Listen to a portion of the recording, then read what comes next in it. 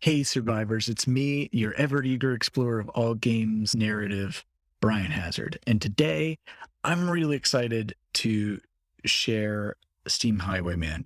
We're going to start a playthrough of this, and this is a series I've been looking forward to playing for quite a while now for a couple of reasons. First of all, this is an open world gamebook series, sort of in the tradition of Fabled Lands.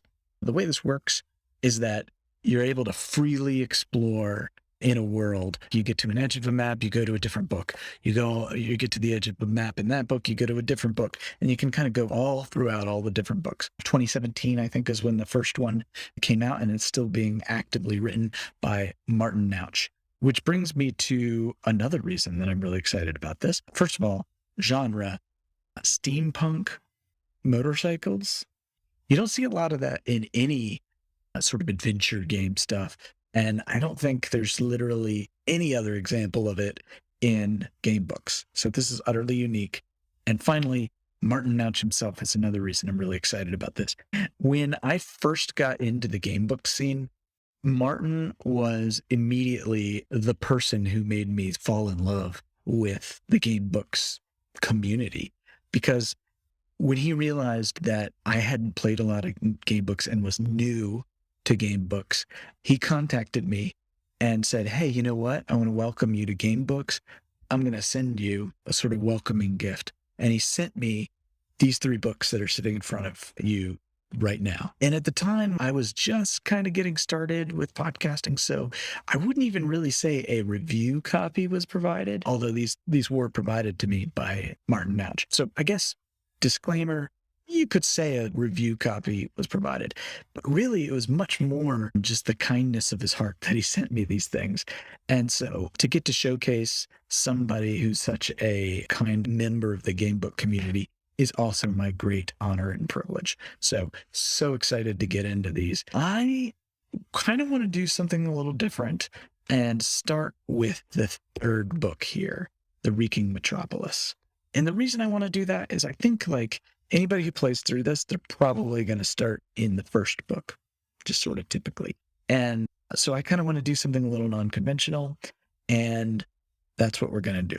So I'm going to set these 2 books kind of off to the side here, and we're going to pull up Steam Highwayman, The Reeking Metropolis by Martin Barnabas Nauch. This is volume 3. Okay. We've got our beautiful London map during the reign of His Imperial Majesty Charles III. And we are going to hear some lovely page flipping, because this is a book. If it's not obvious, this is a book. And so there's, we're not going to walk through all this right now, but, we talk about the Steam Highwayman. We're going to make some choices right in the beginning of this that'll kind of set the scene for you. But there's some options from the very first passage, where to travel, how to answer a challenge, etc. And they actually shape who you are as a character. Let's get into it, and we'll figure out all the mechanics as we go together. All right. So we're riding this ultra cool contraption right here is called our Velosteam, and it's our most prized possession, a finely tuned and carefully engineered 2-wheeled road engine of unsurpassed mechanical beauty. It runs on readily available coal gas and can achieve considerable speed. However, it can be damaged by accidents or risk-taking. This is the first passage in Steam Highwayman, The Reeking Metropolis, and we're going to do our best to get really lost in this from here, okay? The city lies before you, smoking and stinking with life. Here on Highgate Hill, you can peer through the dirty dusk from the saddle of your Ferguson Velosteam and survey the capital of the British Empire, the greatest city in the world, London. Countless chimneys reek, unnumbered fires burn. But where there's muck, there's brass, and that coin calls to you. How did you come to be here? So our choices here are, I swam ashore from a hulk. I want recognition for my inventions. I used to carry dispatches for the guilds. Childhood stories of chivalry inspired me. An orphan must fight to survive in the city. My people lost their land to the cold board. So the choice we make here is going to determine kind of who our character is and what their backstory is. Kind of like My People Lost Their Land, and I also like An Orphan must fight to survive in the city. Childhood Stories of Chivalry also speaks to me because it's almost like a I want to be a hero sort of thing. I don't want to belabor this, so I'm going to go with Heartstrings. An orphan must fight to survive in this city.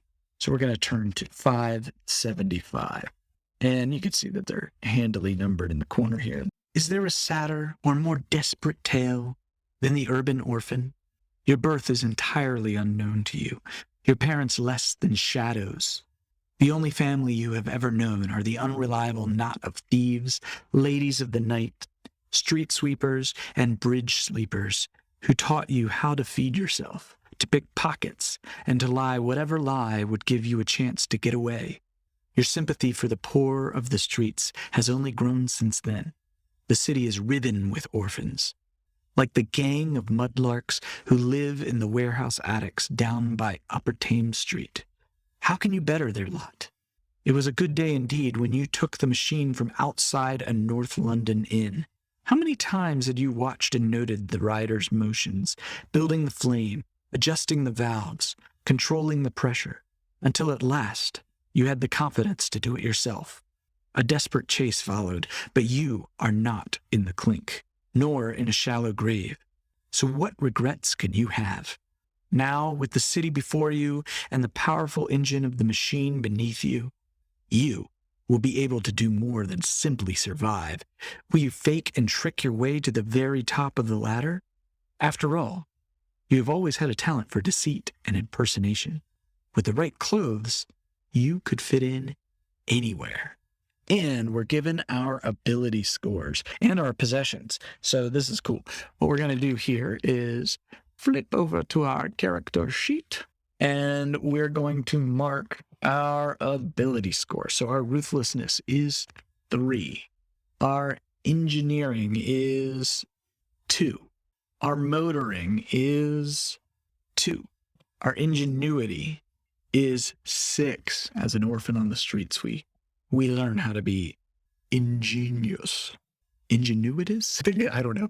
Our nimbleness is 4. And our gallantry is 4.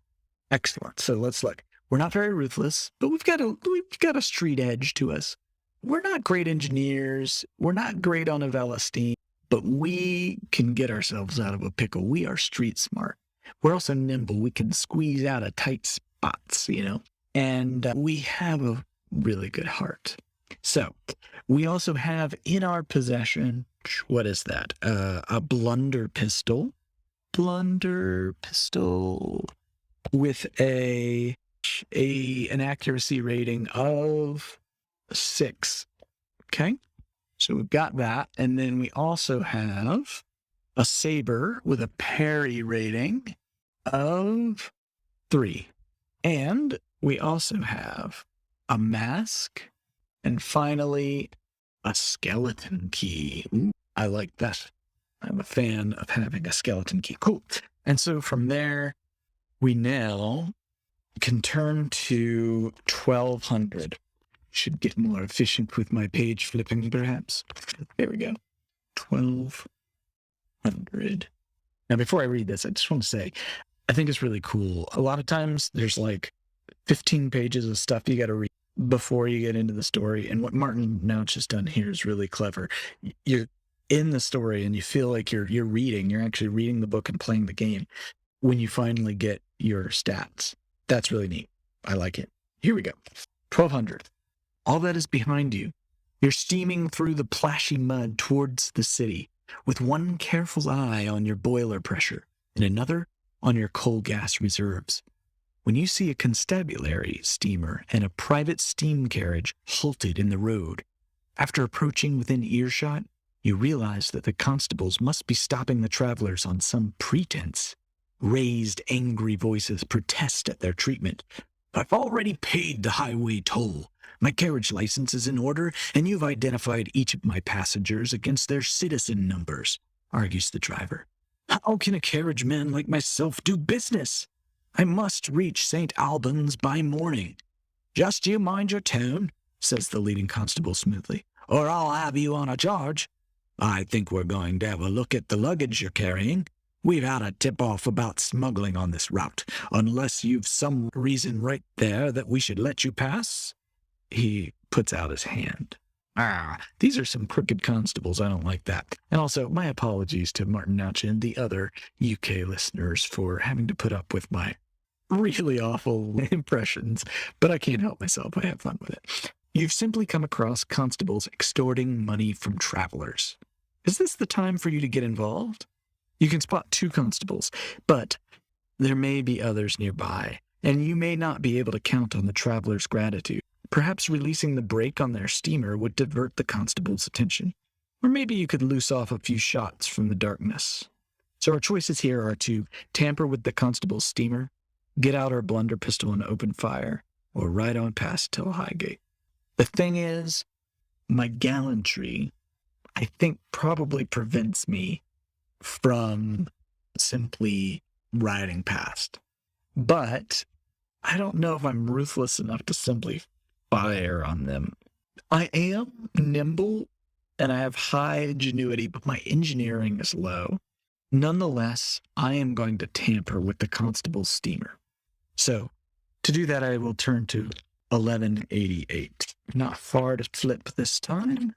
1188, where are you? There you are. You leave your Velosteam and creep towards the constable's steamer. It seems that the driver is going to give in and pay up for the privilege of making his way up the road.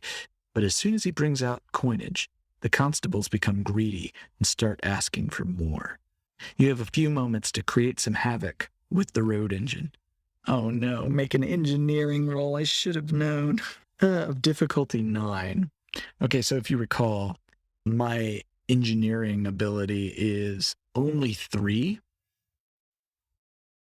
6, 7, 8, 9. Oh no. So I gotta roll a 6 or better on this to have a shot. And just to check the rules one more time, what it says about abilities is if the total score is greater than the difficulty. So really, I have to roll a 7 or above, right? Because I need 10 or higher on 2 dice. So it's about a 50-50 chance, I think, here. Well, I got no choice. Here we go. Engineering roll.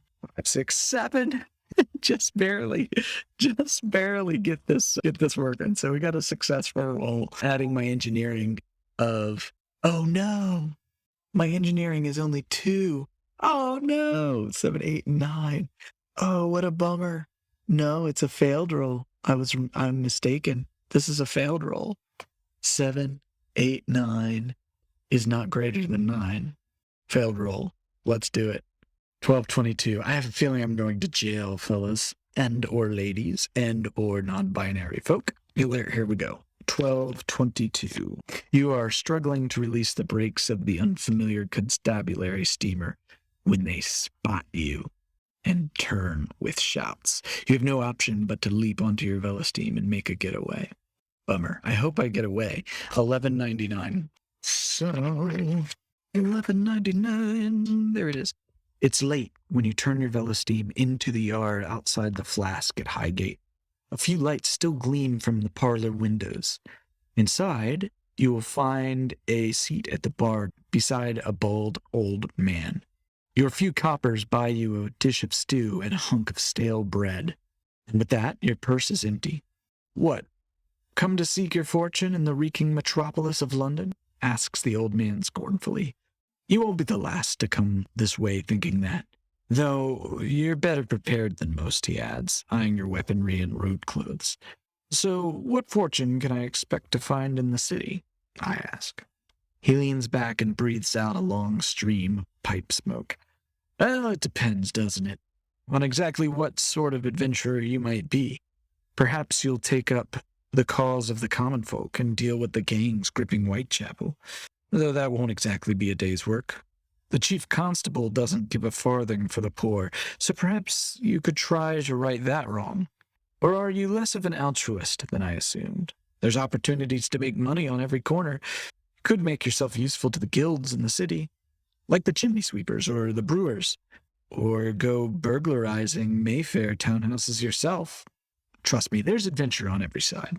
So what do I want to know more about? Do I want to know more about the constabulary, the gangs, or the revolution? I go big or I go home. So I'm going to ask about the revolution. 1267. 1267. Yes, it's true. The compact for so-called workers' equality of their cadres. I think it's cadres. This is a word I'm not very familiar with, I must admit. I have their cadres in the city. You can hear their recruiters on any street corner if your ears are open. They're always holding meetings in Pentonville. Where they're really based, I don't know. If I did, I'd sell that right on to the constables and hightail it with the money. Wouldn't you fear reprisal after the revolution? He sputters, coughs, and laughs. Revolution? Don't fool yourself. Those ratty ruffians won't ever get themselves organized enough to succeed in a revolution. They'd need someone to follow, wouldn't they? A great leader. So I could ask about the other things, but I think I'm into the revolution, so I'll think about what you've told me, 1280. You leave the old man and finish your meager supper thoughtfully. If what he says is true, then London has the potential to make you very rich. Or, very sorry you ever came here. Dun, dun, dun. All right, so we're going to leave the flask. 28. 28, what am I? 28. All right, 28.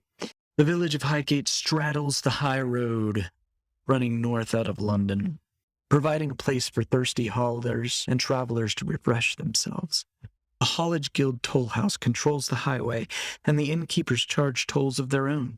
Many travelers stop at the flask to hire protection from the dangers of highwaymen before continuing their journeys north. Bishop's Wood is known to be haunted by robbers. Okay, so I could visit the Flask Inn. I think, isn't that where it just was? I said leave the flask. So that might be where I just was. I could ride towards Bishop's Wood. I could ride toward Parliament Hill.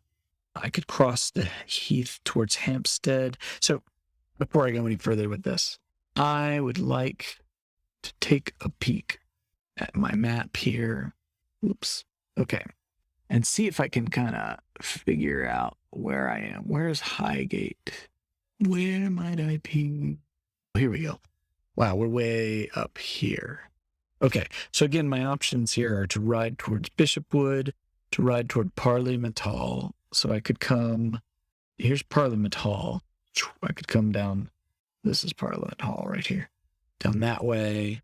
Where's Bishop's Wood? This is ride towards Bishop's. Whoops. Oh, Bishop's Wood. Where are you? There's Islington. Oh, okay. So Bishop's Wood is like northern, it looks like. Okay, so that would probably take me off into another book. I might want to do that eventually. I'm not ready for that. I could cross the heath, which is this stuff, Hampstead Heath, towards Hampstead over here. I could ride down towards Camden Town, which is here. I could strike out for the north. Yeah, that would just go to the north up this way, which again would probably take me off into another book. It looks like, actually, it says the Great North Road. So that, I think, takes me to another book entirely, is my guess. Or I could take the road to Islington. I want to get deeper into good old London town. So I'm going to go down towards Camden Town. That is my plan, Camden Town. Okay. So to get to Camden Town, I go to paragraph 34. Conveniently, that's nearby. Perfect. So Camden and 34. There we go. About halfway down Highgate Hill, just past a newly built brick church, you pass the buffers and switching lane of the cable tram, which runs all the way down to Camden Town. Note passage 84 and roll a die. Okay, so I need to note on my character sheet, I need to note passage 84. There may come a time when that noted passage is important. Yeah, so there we go. And then I'm going to roll, and I get a 1. Uh-oh, a broken cable, 274. All right. A cable tram full of terrified passengers comes tearing down the street in the wrong direction. Cable's gone! Yells the brakeman, heaving fruitlessly against the brake lever. If you have a grappling iron, turn to 212 immediately. We do not have a grappling iron. Otherwise, another engineering roll. Oh, difficulty 13. Oh, man. I might as well not attempt, but I'm going to anyway, because I may as well. So let's see. Engineering of 2. I have to literally roll a 12 or I fail. Ain't gonna happen. Here we go. We got a 4 and a 1, 5, 6, 7 against a 13. Failed engineering roll, so we go to 222. 222. The cable tram careers past, leaps out of its rails at a curb, and crashes into a shopfront. There was nothing you could do. Ride on to the noted passage. Okay, and that was 84, so I'm going to go to 84. Handy that. Glad I noted the passage. What's cool about that is that I think that allows Martin to do some, like, basically subroutines in the book. So, very cool. Okay, page 84, right here. All right, not long ago, Camden was a village with green fields between it and the city. Then the steam revolution came, with the King's Canal, the freight yards, the workshops, the stables, and the goods sheds. Now, it is one of the most densely built and hard-working districts, with every possible nook crammed with tenements and cottages rented by squeezed families. Above the buildings, a dense network of cableways carry messages and machinery, half-finished goods, parcels, and pies. These busy streets are home to some of London's big industries, including the Camden Brewery and the North London Steam Omnibus Company. So I can visit the brewery, head to the wharf, ride to the freight yard, approach the omnibus depot, or leave Camden. I'm not going to leave Camden. I just got here.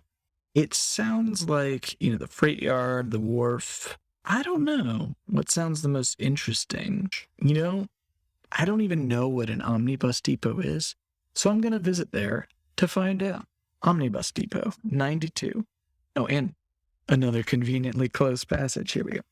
The Camden Omnibus Depot is the hub of North London's busy steam locobus service. Garages and sheds stand around a cobbled yard. Countless drivers and mechanics in their yellow-striped uniforms saunter around.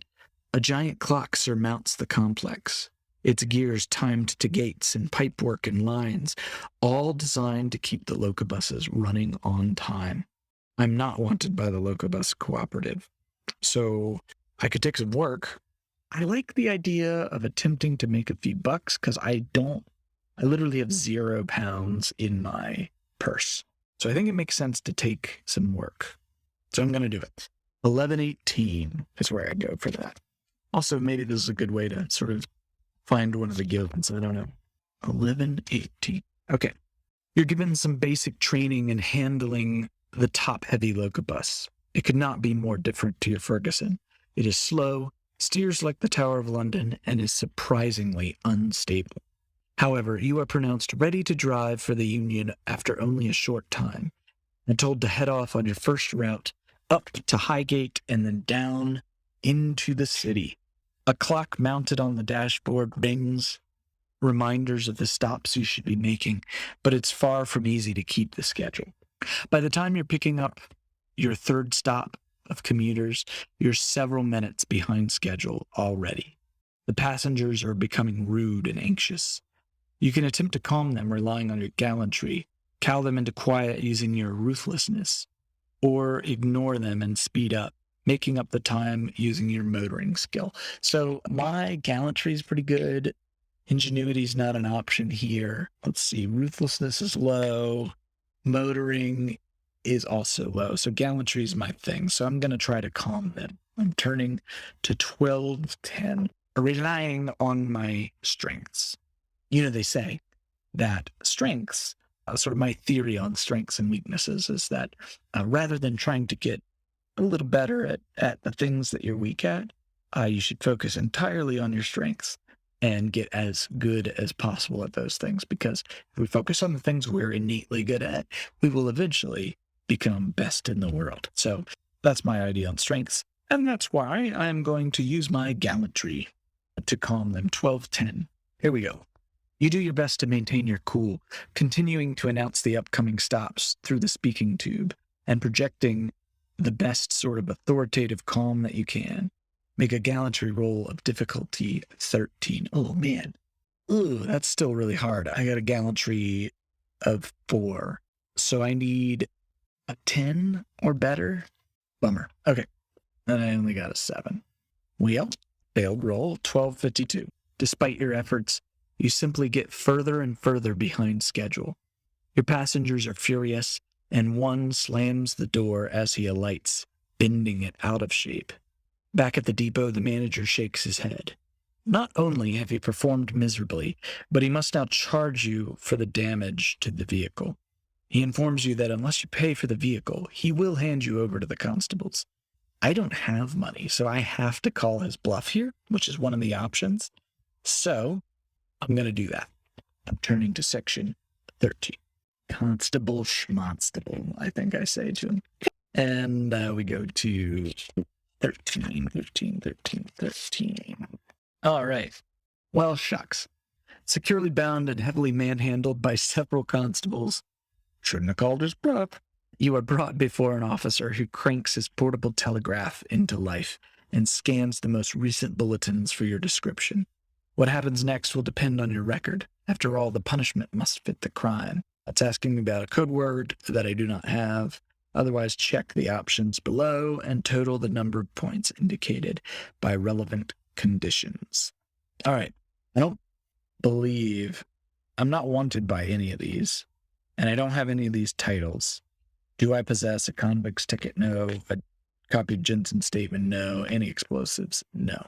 Ah, bummer. Any weapons, explosives, or paper money will be taken from you. So I need to remove those from my sheet. So we're going to do that. And so I lose my blunder pistol. Super lame. And I also lose my saber. I don't have any money, so meh. All right. And it's 0 to 4 points on the charges. So, okay. So I go to 153. All right. So I'm now weaponless. Bummer. I don't have a gun to brandish. I walk the streets famished. The plan is. That's a little rap from Hamilton. I'm very cultured. 153. All right. The constables are far from impressed with you. They consider you an unimportant vagrant. Little more than a beggar. They confiscate any keys. Dang it. Tools or jewelry you still possess. Oh, what a bummer. So I lose the skeleton key too. I don't think a mask would count as jewelry.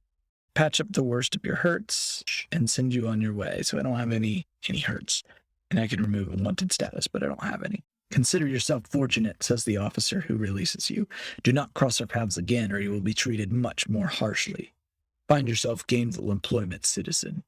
Roll the dice to see where you are released. 3. Okay, well, I need to switch back to my overhead camera. All right. Yeah, so I'm released in Southwark. Where is Southwark now? I'm going to guess it's to the south. Here it is. So I'm to the south of the Thames.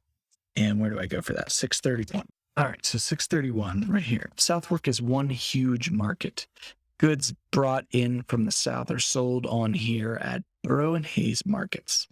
Every second passerby trundles a steam lift or carries a sack. Children dash backwards and forwards with freight tickets in their hands, or leap to hook them onto bundles and crates being craned onto the overhead rails that run along the streets. Even the old church of St. Saviour's has been topped with a telegraph guild station. Still, if you look, you can find vestiges of the old city. Down a side street stands the George. Its galleried courtyard is filled with horses and wagons and the velocities of dispatch riders. Okay, so I can buy and sell stuff here, but I have 0 money and I have a mask. I don't suppose I could sell a mask. I'm not seeing a mask as one of the options to sell. Nope. So I could visit the George Inn, head to St. Saviour's Church, or board a barge. Should I check out the George Inn? I mean, I don't have any money, but why not? 674. A steam engine and its wagons stand in the yard at the George while its crew take on provisions for their journey. Several mechanics and hauliers mill around drinking while they tinker with machinery. You dismount and brush the dust from your clothes.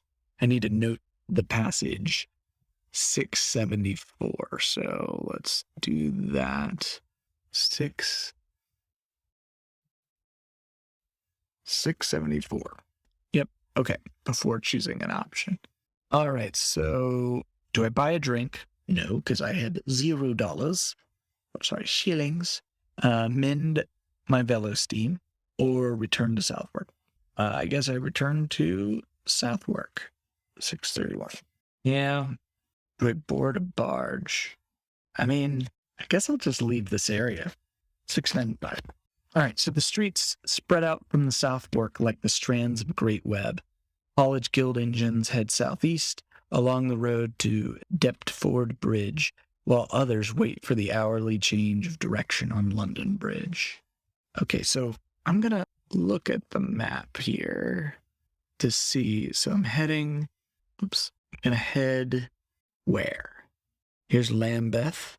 Could go to the London Bridge, the Blackfriars Bridge, Bermondsey. I might as well stay south of the Thames, I think. Check that out. So do I want to go to Lambeth or Bermondsey? I'm going to go to Bermondsey. Yeah, let's go to Bermondsey, 668.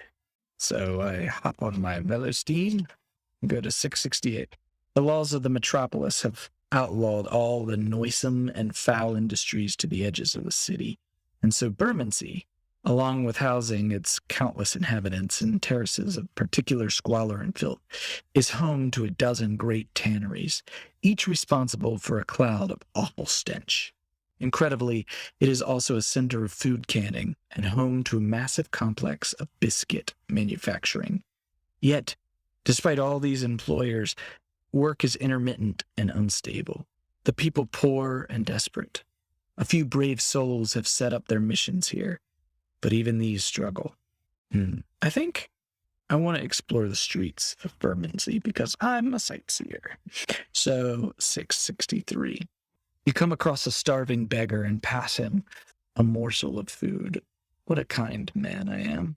There used to be some nuns. What would bring us food of an evening, says an old beggar, but not recent. What happened to them? He shrugs. Asking around, you're directed to the house used by the Sisters of St. Catherine. Nobody answers your knock, but you climb the gate and peer in through the back window. A horrible sight meets your eyes. The emaciated body of a woman lies on the floor, entering through the rickety door and keeping a cloth clamped over your face. You explore the house and find 4 more sisters, all dead, plainly after considerable suffering. What dreadful disease did they catch? Typhoid fever? Cholera? There are any number of such things born on the fogs and miasmas of the district. You back out quickly and gain the code word charity. All right, so I've gained the code word charity, and then I'm going to return to the streets of Bermondsey, 668. All right, and then from here, Thames Tunnel, that could be interesting. So Thames Tunnel is over here. Let's see what happens if I go to the Thames Tunnel, 656. You're at the southern mouth of the Thames Tunnel. Behind the gate, the black maw gapes like a hungry monster. The keepers raise the barrier for each road train that trundles through, as if saluting those about to embark on a journey to the underworld. After, of course, charging a hefty toll on each. Dang it, I don't have the money for that. All right, I'm heading to Rotherhithe. I don't know. I am not from England, and I don't know the names of these towns. Whoops. 649. Rotherhithe Street runs between the river and a vast acreage of docks and pools. Along it, like dirty knots on a cable, are strung chandleries, forges, wharves, sawmills, a short terrace here and there, dry docks and slips, accessed only from the river or at either end over swing bridges. Rotherhithe is almost a nautical village, cut off from the rest of London. At the western side of the docks, the Thames Tunnel has been dug all the way under the river itself. Passage through it is but a few shillings, and a huge transshipment yard has been built beside the entrance, over the rubble of countless demolished dwellings. Progress goes on. I'm going to check out the Telegraph Station. So 692. The Telegraph Station stands behind in high fences. Its 4 towers clatter incessantly.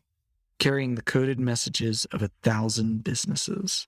I do not have this package. Why would I want to put the station out of action? Interesting. That's an interesting choice to have. I don't see the benefit of it, but I like exploring strange places. Now, I'm going to leave the Telegraph Station, 649. I think I need to find a job. Let's check out Deptford, 816. You are in Deptford. A gaunt brick pub stands with its back to the filthy creek. The faded sign swings creakily, displaying 2 unicorns and an indistinct shield. Several lighters are drawn up at the wharf, where the listless docksmen dally over their tasks. Most of the local streets are formed of low and dirty cottages, but Creek Street has been recently rebuilt, and slender plane trees stand in rows, their bark still smooth and untouched by the pollution and smog. Behind a spike-topped wall stand the naval barracks. I guess I'll check out the Unicorns. 872. The Unicorns is a ramshackle-leaning old place, nonetheless rammed to the metaphorical gunwales whenever the mariners are given leave from the nearby barracks. The Deptford moorings are at the base of the Imperial Nethundical Corps, as well as a staging post for convoys, so the landlord can be sure of a steady trade, although his breakages bill must be considerable.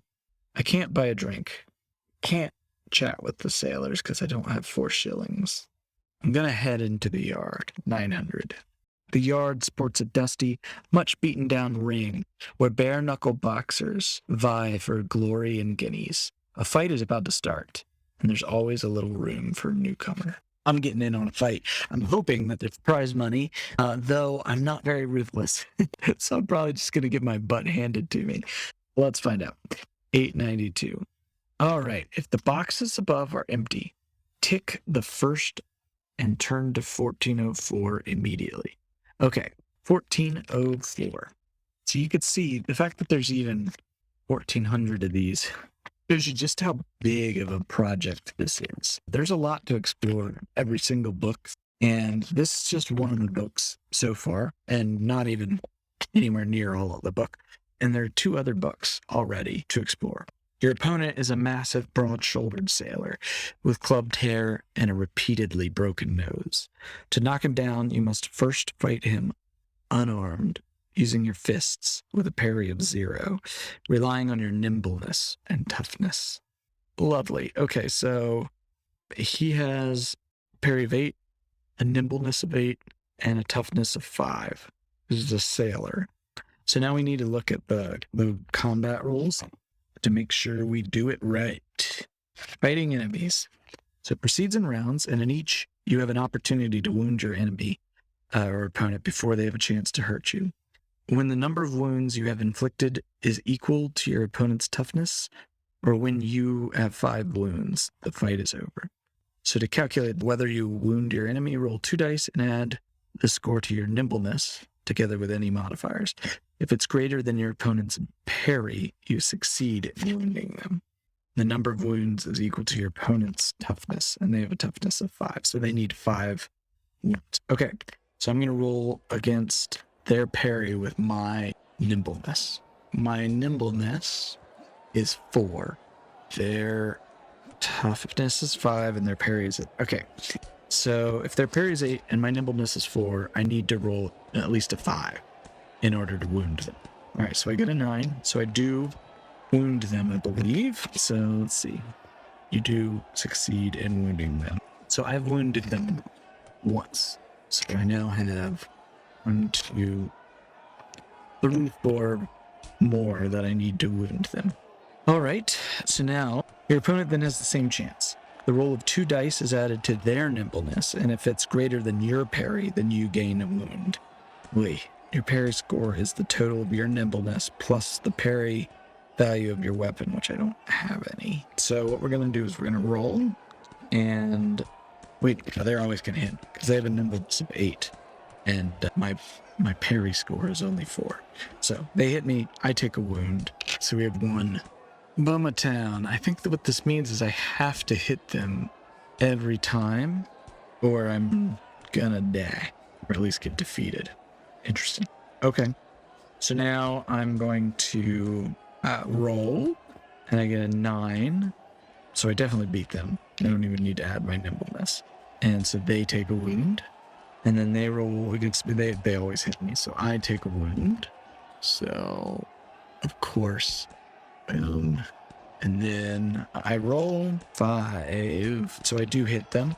So they take another wound. And then they hit me, of course. So I take a wound. And then I roll a 5. So I hit them and they take a wound. Then I take a wound. And of course, as long as I hit them this time, I'll just be at 4 wounds. So I roll. We hit them. Yes, I hit them. So they have been defeated. All right. So victory. 11 night. The fight begins with a cautious circling to and fro as the sailor looks for entry. Then he steps forward and throws a surprising left jab at you, only just giving you enough warning to move your head. His brawny fist grazes the side of your head as he follows with a right uppercut on the step. But that's enough to get an idea of this man's size and speed. He relies on his reach, his power, and his very short bursts of energy. He has little idea of protecting himself. And as long as you keep away from those massive, heavy hands, you're able to land blow after blow into his side. Misjudging for a moment, you catch his right hook with your temple. Spin with the blow, and only just stay upright. The crowd around you cheer appreciatively. Bets are still being made as you continue through 8, 9, 10 rounds, both panting, moving much slower now. It is as much a competition of stamina as power. You have landed far more blows, but his are heavier, and another to the head will cause you some serious damage. Then, the sailor blinks for a moment, as sweat obscures his vision, and you step inside his reach and break your knuckles open on his upper lip. Mingled blood pours over his chin. He steps back to swing, but you follow him with a heavy left to the gut, followed directly by your right, leaning into the blow with all your weight. He staggers and falls backwards, groans, and lies still. The match is yours, and with it, the prize purse of 5 guineas. 5 pounds, 5 shillings. Excellent. I really needed some money. So this is welcome news. All right, so then we turn to 872. It ain't a bunch of money, but it is some money. So I think we're going to be back at the unicorns. Now, the question is, do I immediately blow my money buying a drink? I feel like I need a drink. I mean, I'm all bruised and battered. Yeah.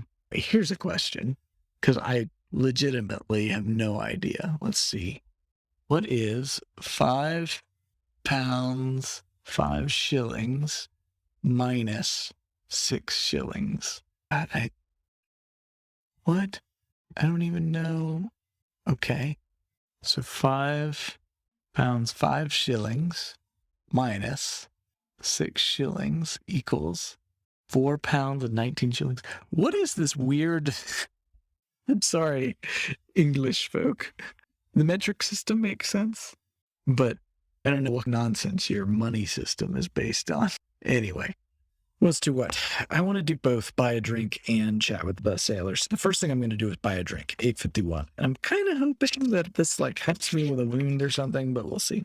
All right. So the barman draws a short pint of his dolphin tail porter into a freshly wiped pewter pot and slides it over the bar towards you. The first sip is sweet and rich. It's an old-fashioned flavor brewed to keep the fog out of your bones, almost savory, with hints of licorice, rum, raisin, and chocolate. If you have a black eye, which I don't, otherwise note passage 872. I'm going to note my passage 2 and roll a die to see what you hear among the drinkers. So I get a 5. And that's false papers, 1159. All right. You overhear 2 women talking about obtaining false papers. I can't emigrate with my record, see? Says one.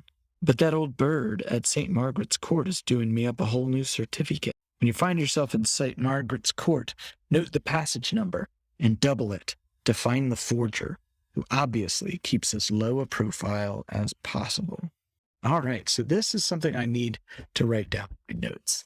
So I'm going to come back to here and do a quick note, which is just going to be, just write notes.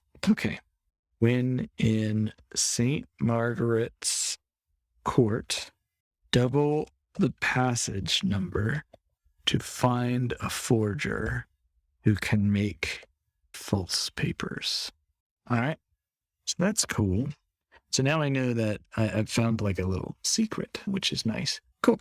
So now I'm going to go back to the noted passage, which was 872, and I'm going to chat with these sailors here. So I've already spent the shillings to do so. So 890. Let's see what else we can learn here. Okay, the box above is empty. Ticket and read on. All right.